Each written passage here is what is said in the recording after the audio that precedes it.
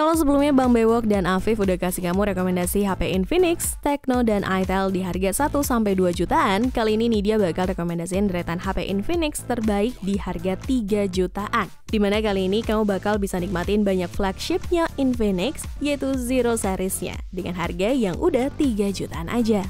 Rekomendasi HP Infinix 3 jutaan terbaik pertama, kita mulai dari Infinix Note 12 VIP dulu ya. Dimana walaupun udah ada Infinix Note 12 2023 yang lebih baru nih, tapi ternyata belum bisa menyaingi performa dari Infinix Note 12 VIP. Pasalnya dari segi ketahanan baterai aja, Infinix Note 12 VIP udah bisa lebih unggul. Ini terbukti banget ya guys, soalnya kemampuan fast charging Infinix Note 12 VIP udah 120 watt dan diklaim juga mampu ngecas baterai dari 0% ke 100% hanya dalam waktu kurang dari 30 menit. Untuk suhunya sendiri juga masih terbilang nggak terlalu demam karena pada saat pengecasan berada di 39 derajat Celcius. Bahkan nih, kalau kamu nyalain fitur Furious Mode-nya, HP ini mampu terisi penuh dalam waktu kurang dari 20 menit. Belum lagi untuk kebutuhan gaming, HP ini juga masih lumayan bertenaga berkat chip gaming kelas menengah yang dipakainya. Layarnya udah AMOLED 120Hz lagi. Jadi kebutuhan entertainment hingga gamingnya kamu, nih dia jamin bakalan tetap mulus deh. Ditambah lagi hardware tersebut juga didukung dengan software gaming MediaTek Hyper Engine 2.0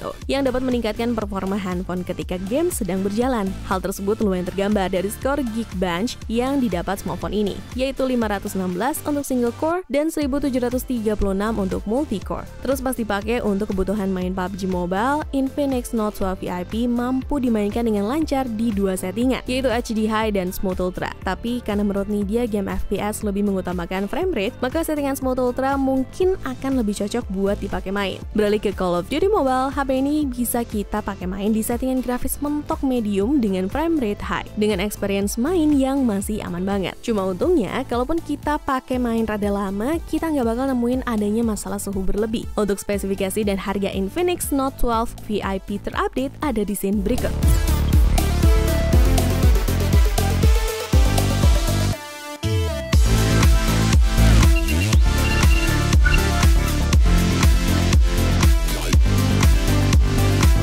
Lanjut di urutan selanjutnya dalam rekomendasi HP Infinix 3 jutaan terbaik. Baru nih, ini dia kasih Zero Series pertama, yaitu Infinix Zero 20. Kalau nih dia lihat desainnya, smartphone di kelas 3 jutaan ini ternyata udah pakai bahan metal loh, ya meskipun cuma di bagian framenya aja ya. Karena untuk back cover sendiri masih pakai bahan polikarbonat alias plastik dengan finishing matte. Untuk urusan kameranya nggak usah diraguin lagi, karena Infinix Zero 20 untuk kamera selfie-nya udah pakai resolusi 60 megapiksel yang mampu ngerekam dengan fitur OIS dengan stabil. Kamu nggak usah takut hasil videonya jadi geradakan deh, dijamin pasti mulus. Terus kalau ngomongin performanya, Infinix Zero 20 udah ditenagai dengan mesin terbaru buatan MediaTek yaitu Helio G99. Dengan chipset ini, baterai Infinix Zero 20 diklaim mampu bertahan hingga seharian penuh. Apalagi fitur fast chargingnya yang udah support 45 watt, bikin ngecas dari 0% ke 100% kurang lebih jadi 1 jam aja. Gak bakalan ada deh tuh drama-drama tunggu-tungguan ngecas HP dulu. Tapi sayang banget, menurut Nidia ada satu catatan kecil soal kameranya. Soalnya smartphone yang satu ini belum support perekaman video 4K guys. Udah gitu pemindai sidik jarinya juga belum on screen, padahal udah pakai panel AMOLED loh. Sayang banget sih. Kamu bisa cek-cek spesifikasi dan harga terupdate dari Infinix Zero 20 di scene berikut ini.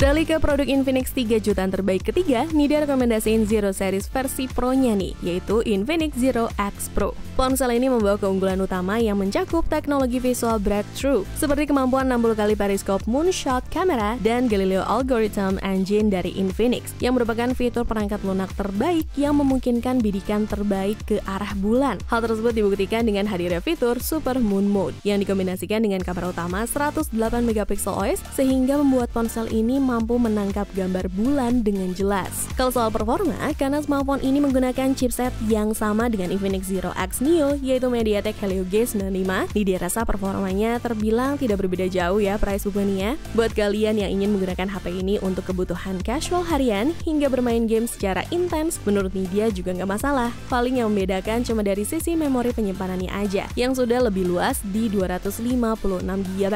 Ditambah lagi dengan refresh rate layar yang sudah 120 Hz performance, membuat feel dalam bermain game serta menonton video jadi lebih optimal. Oh ya, buat kalian yang gak suka nungguin HP yang ngecasnya lama, Infinix sudah menyematkan teknologi pengisian cepat 45 watt dan dilengkapi dengan sertifikasi TÜV Rheinland Safe Fast Charge System. Alhasil, perangkat ini pun diklaim dapat mengisi daya hingga 40% hanya dalam waktu 15 menit aja. Untuk spesifikasi dan harga Infinix Zero X Pro terupdate ada di scene berikut ya.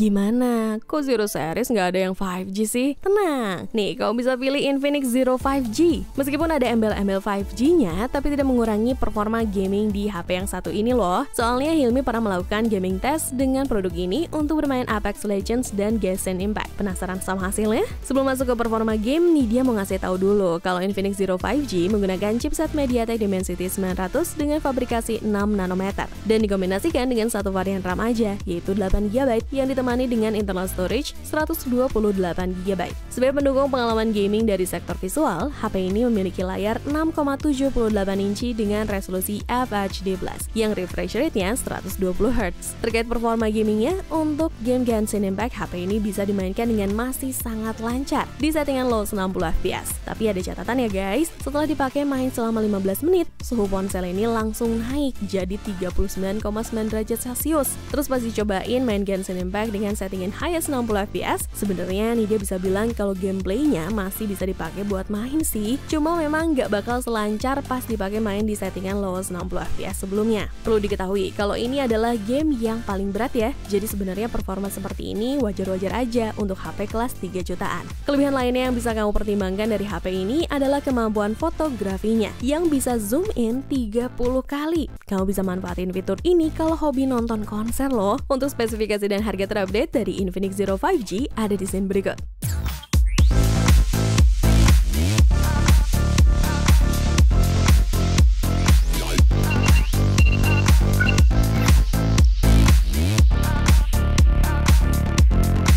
Kalau kamu ngerasa Infinix Zero 5G tadi agak jadul, mungkin kamu bisa bergeser sedikit ke produk yang lebih fresh, yaitu Infinix Zero 5G 2023 ini. Peningkatan yang paling berasa kalau dibandingin sama versi sebelumnya, jelas dari sisi penggunaan chipsetnya. Meskipun ya Nida secara pribadi masih agak menyayangkan, karena Infinix Indonesia lebih memilih untuk memberikan chipset Dimensity 920 dibandingkan Dimensity 1080. Terlepas dari itu, Infinix kali ini sudah berbaik hati dengan memberikan fitur NFC yang sebelumnya absen, plus peningkatan dari sisi fotografi, dimana sebelumnya masih menggunakan lensa 48MP, sekarang udah naik ke 50MP.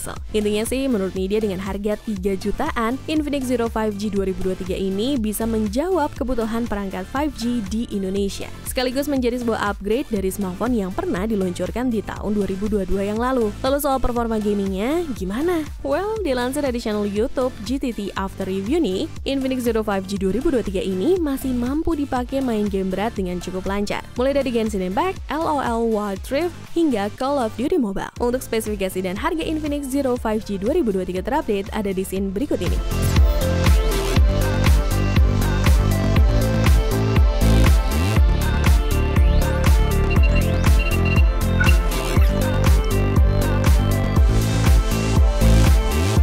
Sebelum kita masuk ke produk terakhir, seperti biasa, Nidia mau ingetin kalian bahwa kedepannya kita akan terus membahas tentang beragam produk terbaik dan menarik hanya di channel YouTube Pricebook dan juga playlist daftar produk terbaik.